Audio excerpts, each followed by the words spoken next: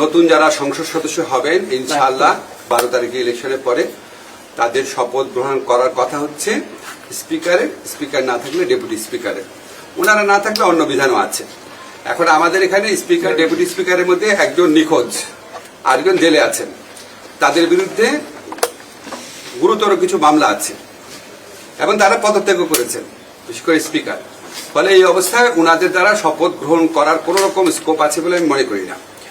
আমাদের আইনে আছে উনারা যদি শপথ গ্রহণ করাতে না পারেন তাহলে রাষ্ট্রপতি কর্তৃক মনোনীত, অর্থাৎ প্রধান উপদেষ্টার পরামর্শক্রমে রাষ্ট্রপতি কর্তৃক মনোনীত ব্যক্তি শপথ গ্রহণ করাবেন। 1, 2 হচ্ছে 3 দিনের মধ্যে যদি এই শপথটা না হয় তাহলে প্রধান নির্বাচন কমিশনারও শপথ গ্রহণ করাতে পারবেন।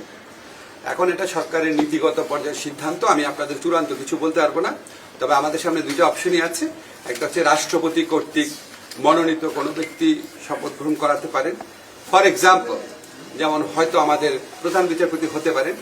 আর যদি এটা না হয় তাহলে আমাদের যে প্রধান নির্বাচন কমিশনার আছেন উনি শপথ গ্রহণ করাবেন। কিন্তু সেক্ষেত্রে একটা সমস্যা হচ্ছে, ওটা 3 দিন ওয়েট করতে হবে। আমরা আসলে ওয়েট করতে চাই না। আমরা নির্বাচন হওয়ার পরে যত দ্রুত সম্ভব শপথ গ্রহণের ব্যবস্থা করতে চাই। রাষ্ট্রপতি নয় কেন? রাষ্ট্রপতি করার তো বিধানই নেই। এমপি না, মন্ত্রীদেরকে তো রাষ্ট্রপতি করেন সবসময়। আমরা তো এমপি নিয়ে কথা বলছি রে ভাই, এমপি নিয়ে কথা বলছি। এখন তারপরে কি হবে ওনারা নিজেরা বুঝবে। আমরা এখন এমপিদের শপথ গ্রহণের কথা বলছি। আর এখন আমার এখানে পার্লামেন্ট সেক্রেটারিয়েটে যে আপনার সিনিয়র সচিব আছেন উনি আসবেন, ওনার সাথে কথা বলবো, আইন দেখবো, তারপরে চূড়ান্ত পর্যায়ে আমি আমাদের মাননীয় প্রধান উপদেষ্টা আছেন ওনাকে আমার অভিমত জানাবো। ধন্যবাদ। আবার রিপিট করতে চাই কি জিনিস, এক হচ্ছে এখানে সাবেক স্পিকার এবং ডেপুটি স্পিকারের শপথ গ্রহণ করানোর কোনো স্কোপ নাই, নাম্বার 1।